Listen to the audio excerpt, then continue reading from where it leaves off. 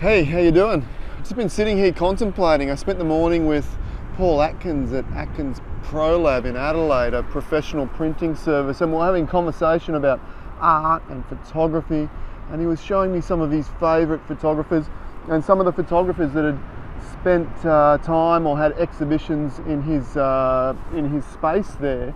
And have you ever had that experience, because this is the experience I had this morning, that experience where you see or are introduced to new work or walk into someone's gallery, and it's that inspiring that it makes you feel a little daunted, somewhat insignificant, or just not enough.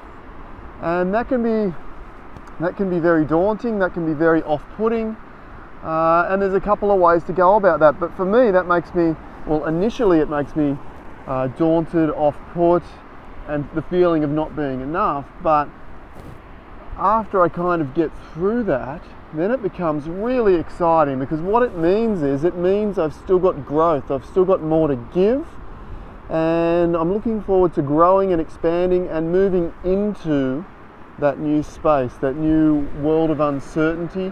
Basically what I saw was the work was really inspiring, really emotive, telling really strong emotive stories. And something that was interesting was that the resolution of the image, whether it be dark without much detail or blurry or these things, but resolution certainly wasn't a priority. And it got me thinking that,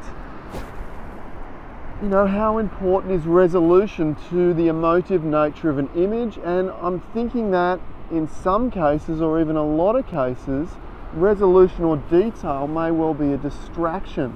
I mean, when we think about it, what is resolution other than what makes up things? Okay, it's what makes up the details of the rocks or the trees or the, you know, whatever, the waves in the images. And because it defines and explains the things in such detail, maybe a lot of the time we get caught up at looking at the things, whereas the images that I experienced today were less about resolution, less about things, more about emotion, more about feelings.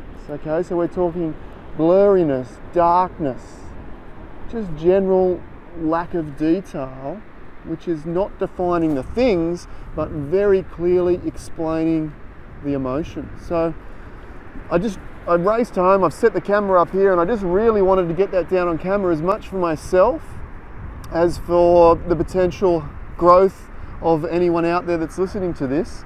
So that's really what I'm thinking. I'm really excited about moving into that space.